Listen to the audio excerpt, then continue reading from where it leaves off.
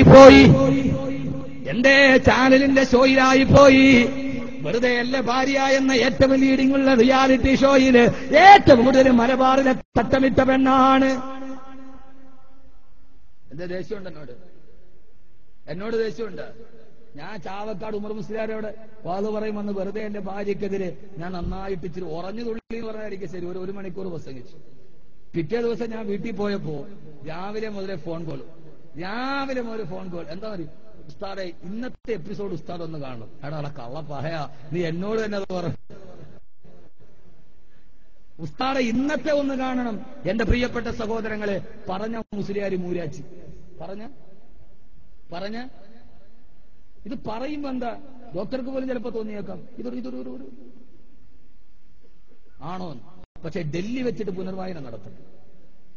ഡൽഹി വെച്ചിട്ട് ഇതിനൊരു അറുതി വരണം. ആ അറുതി എന്തായിരിക്കണം? എന്റെ പ്രിയപ്പെട്ട സഹോദരങ്ങളെ, ഏത് കാര്യം കൊണ്ടാ ഞാൻ ഓർമ്മിപ്പിക്കുകയാ? എന്തിനാ പെങ്ങളെ ഒരു കോടിയുടെ ഫ്ലാറ്റ് എന്തിന്? 75 ലക്ഷത്തിന്റെ സ്വർണം എന്തിന്? സ്വന്തം ഭാര്യ എത്ര നാരീസ്തു പുച്ഛന്തേ രമന്തേ തത്ര ദേവത.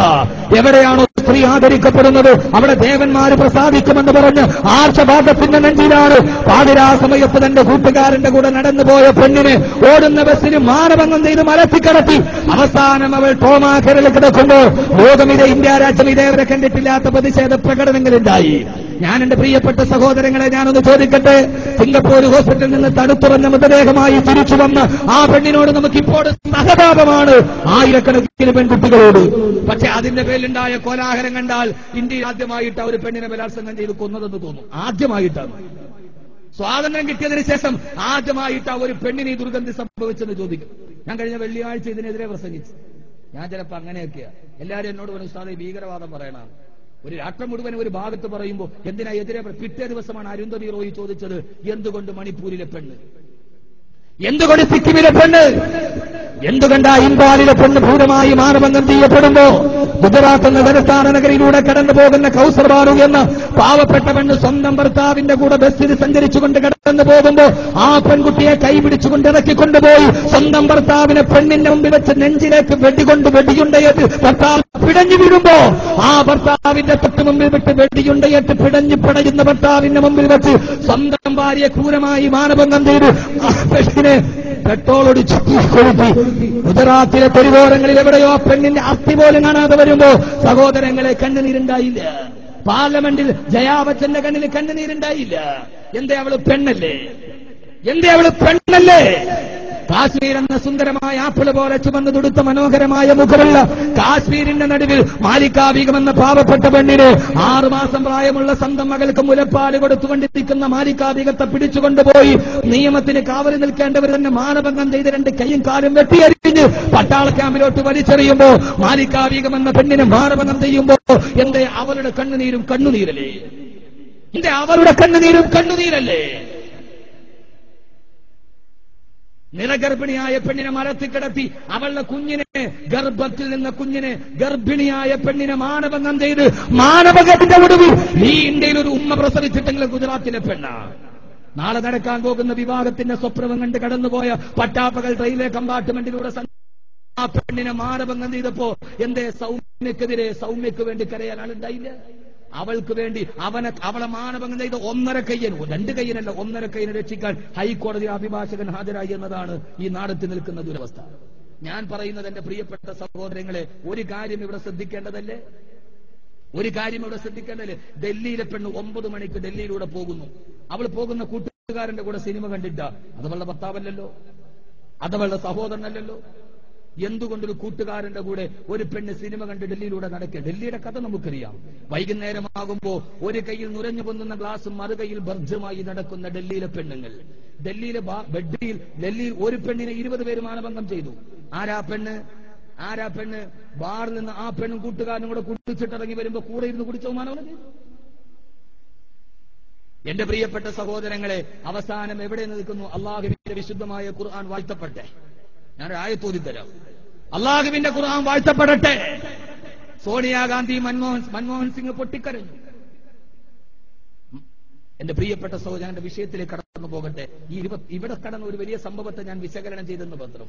അമേരിക്കയുടെ ജാരസന്താനമായ ഇസ്രയേലിന്റെ വിമാനവേദ പീരങ്കികളേറ്റ് പലസ്തീനിലെ പാവപ്പെട്ട കുഞ്ഞുങ്ങൾ മുഴുവനും പിടഞ്ഞു വീണപ്പോ ബറാഖ് ഹുസൈൻ ഒബാമ കരഞ്ഞില്ല. മാനസിക വിഭ്രാന്തി ബാധിച്ചൊരു ചെറുപ്പക്കാരൻ, ഒരു 13 വയസ്സുകാരൻ AK-47 സ്കൂളിലോട്ട് കയറി 20 കുഞ്ഞുങ്ങൾ പിടഞ്ഞു മരിച്ചപ്പോ ബറാഖ് ഹുസൈൻ ഒബാമ തേങ്ങിക്കരഞ്ഞു. നമ്മൾ പറയുന്നു ഫലസ്തീനിലെ കുഞ്ഞിന്റെ കണ്ണുനീരും അമേരിക്കയിലെ വെളുത്ത കുഞ്ഞിന്റെ കണ്ണുനീരും ഒരുപോലെയാണ് തിരിച്ചറിയുന്നവരാണ് ഇസ്ലാമിക സമൂഹം. രണ്ട് കണ്ണുനീരും ഒരുപോലെയാണ്. അതിന് ജാതിയുടെ വ്യത്യാസമില്ല, മതത്തിന്റെ വ്യത്യാസമില്ല, ഭാഷയുടെ വ്യത്യാസമില്ല, ദേശത്തിന്റെ വ്യത്യാസമില്ല, വർണ്ണത്തിന്റെ വ്യത്യാസമില്ല, വർഗത്തിന്റെ വ്യത്യാസമില്ല. അള്ളാഹു നല്ല ബോധം തരട്ടെ. അവസാന ഷീലാ ദീക്ഷിത് റളിയല്ലാഹു അൻഹു എന്ന് പറയില്ലേ, ഷീലാ ദീക്ഷിതും സോണിയാഗാന്ധി മൻമോഹൻ സിംഗും കൂടെ തീരുമാനിച്ചു ജസ്റ്റിസ് വർമ്മ കമ്മീഷനെ കമ്മീഷനായിട്ട് നിയോഗിച്ചു. അല്ലെ സർ, വർമ്മ കമ്മീഷൻ രാഷ്ട്രീയക്കാരൻ അറിയാമല്ലോ. വർമ്മ കമ്മീഷനെ നിയോഗിച്ചു. എന്താ വർമ്മ കമ്മീഷന്റെ ഇന്നത്തെ റിപ്പോർട്ട്? എന്താ? മാനഭംഗം ചെയ്യുന്നവന് കൊലക്കയർ കൊടുക്കണം. കോൺഗ്രസ് കമ്മിറ്റി കൊടുത്തിരിക്കുന്ന ശുപാർശ, മാനഭംഗം ചെയ്യുന്നവനെ വന്ധ്യകരണം ചെയ്യണം. അല്ലാഹുവിന്റെ വിശുദ്ധമായ ഖുർആൻ 14 നൂറ്റാണ്ടുകൾക്ക് മുമ്പ് എന്റെ ചെറുപ്പക്കാരാ ഖുർആൻ വലിച്ചെറിഞ്ഞതെന്താ? ആവാസത്തിന്റെ പുറകെ പോരെന്താ? ജനിച്ച മണ്ണിനെ ജീവനോടെ പച്ചമണ്ണിന് കുടിച്ചുകൂടിയ 6-ാം നൂറ്റാണ്ടിലെ കാട്ടറബികളോട്, സ്വന്തം ഭാര്യയെ വിചരിച്ച കാട്ടറബികളോട് അള്ളാന്റെ ഖുർആൻ പറഞ്ഞതെന്താ? അസ്സാനിയത്തു വസ്സാനി ഫജ്ലിദൂഹും 80 ജൽദാ. ഏതെങ്കിലും ഒരാണോ പെണ്ണോ വ്യഭിചരിച്ചാൽ യാതൊരുവിധ തച്ചിന്നുമില്ലാതെ പൊതുജനമധ്യത്തിൽ കെട്ടിയിട്ടിട്ട് ചാട്ടവാറുകൊണ്ട് 80 പ്രാവശ്യം അവളെ അടിക്കണേ. എന്നിട്ട് ഖുർആൻ പറയുകയാ, വലാ തൗഖുറകും ബിഹിമാ റൗഫാ വലാ തൗഖുറകും ബിഹിമാ റൗഫാ. തീർച്ചയായും വ്യഭിചരിക്കുന്നവനോട് കാരുണ്യം കാണിക്കരുത്. അവനെ വന്ധ്യംകരിക്കണം. അവനെ തൂക്കിക്കൊല്ലണം. പെണ്ണിനെ മാനഭംഗം ചെയ്യുന്നവനോട് കാരുണ്യമുണ്ടാവരുതെന്ന് 14 നൂറ്റാണ്ടുകൾക്ക് മുമ്പ് കാരുണ്യത്തിന്റെ തിരുദൂതരെ നബിയുനാ റസൂലുള്ളാഹ്. ഇവനോട് കാരുണ്യം കാണിക്കാൻ പാടില്ല. അവിടെ ഉടക്കണമെങ്കിൽ ഉടക്കണം, അടിക്കണമെങ്കിൽ അടിക്കണം. ഇതൊക്കെ നിൽക്കണമെങ്കിൽ എന്ത് ചെയ്യണം? എന്റെ പ്രിയപ്പെട്ട സഹോദരങ്ങളെ, ഇതുകൊണ്ട് നിയമം ഉണ്ടായിട്ട് കാര്യമില്ല. ഉണ്ടാ ഈ പെണ്ണിന്റെ പേരിൽ പാർലമെന്റ് മന്ദിരത്തിന് മുമ്പിൽ പ്രതിഷേധം നടക്കുമ്പോ 1 കിലോമീറ്റർ അപ്പുറം 3.5 വയസ്സുള്ള പെൺകൊച്ചിന് മയക്കുമരുന്ന് കൊടുത്തിട്ട് 4 പേര് മാനഭംഗം ചെയ്തു. ഇവിടെ പ്രതിഷേധം, അവിടെ പ്രതിഫലം. ഇതിനുണ്ടാവേണ്ടത് എന്താ? മനുഷ്യൻ നന്നാവണോ? ഒരൊറ്റ മരുന്നേ ഉള്ളൂ. എന്താ? അന്നൊക്കെ തമൂത്ത് കഥ. നാളെ മരിക്കൂന്ന് ഓർക്ക്. നാളെ പടച്ച റബ്ബിന്റെ മുമ്പിൽ നിൽക്കേണ്ടി വരും. പടച്ചൻ ഇവിടെ രക്ഷപ്പെടാം, ഇവിടത്തെ കോടതിയിൽ രക്ഷപ്പെടാം, അള്ളാന്റെ രക്ഷപ്പെടാൻ പറ്റുമോ? എന്താ മനുഷ്യന്മാരെങ്കിലും ഉണ്ടായിക്കണേ? ഇവിടെ രക്ഷപ്പെടാം, അള്ളാന്റെ കോടതി രക്ഷപ്പെടാൻ പറ്റുമോ? പക്ഷേ ഇവിടെ 2 ജഡ്ജി, ഇവിടത്തെ ജുഡീഷ്യറി എന്ന് പറഞ്ഞ സാഹിത്യകാരൻ ജോർജ് ഓണക്കൂർ പറഞ്ഞാൽ ഇതൊരു ചലന്തി വലയാ. ചെറിയ ചലന്തികളൊക്കെ കൊടുക്കും, വലിയ ആളുകൾ അങ്ങോട്ട് പോകും. ജോർജ് ഓണക്കൂർ പറഞ്ഞ ജുഡീഷ്യറിയുടെ ഒരു പരാമർശമുണ്ട്. അദ്ദേഹം പറഞ്ഞു, നമ്മുടെ ജുഡീഷ്യറി ചലന്തി വല മാതിരിയാ.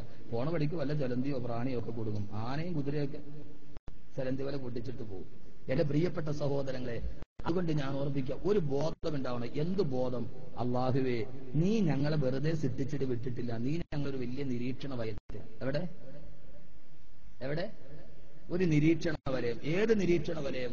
അള്ളാഹു നമ്മളെ സൃഷ്ടിച്ചു, എന്നിട്ട് അള്ള വെറുതെ വിട്ടിരിക്കുക? ഒന്ന് ചിന്തിക്കുക, നന്നായിട്ട് ചിന്തിക്കുക, എന്നിട്ട് ജീവിതത്തിൽ മാറ്റമുണ്ടാക്കി. അള്ളാഹു മാറ്റം നൽകി അനുഗ്രഹിക്കട്ടെ. നമ്മൾ നോക്കുമ്പോൾ നമ്മുടെ ചുറ്റും ആരുമില്ല. പാതിരാ സമയത്ത് ന്യൂ ഇയറിന് പോയി കള്ളു കുടിച്ചാൽ ആരറിയുന്നില്ല. വീട്ടിൽ ഉമ്മ അറിയില്ല, ഉപ്പ അറിയില്ല, പള്ളിയിലെ കാളിയാർ അറിയില്ല.